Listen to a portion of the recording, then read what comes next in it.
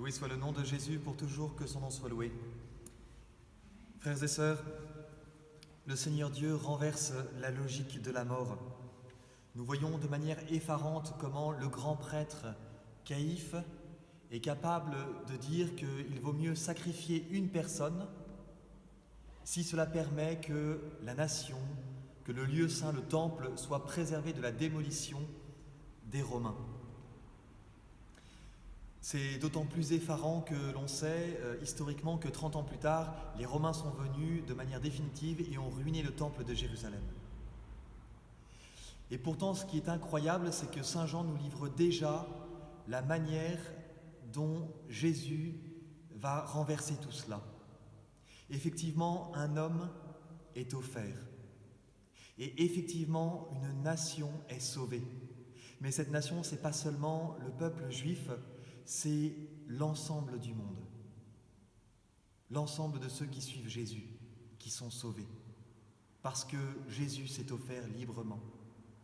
Nous croyons dans cet évangile que Jésus est finalement le jouet de la politique.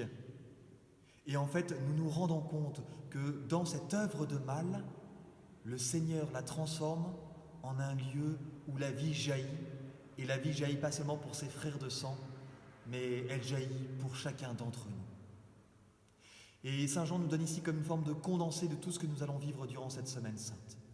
Ce renversement de la mort alors que la mort se déchaîne sur nous.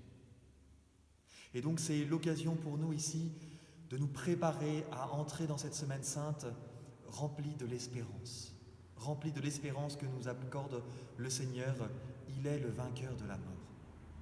Puissions-nous d'ores et déjà entrer donc avec les lueurs d'espérance que nous avons recueillies tout au long de ce carême, tout au long de son confinement aussi, que nous ouvrions les yeux sur les renversements que le Seigneur a opérés, qu'ils soient grands ou qu'ils soient petits, et qui nous montrent que la vie en toute chose aura le dernier mot.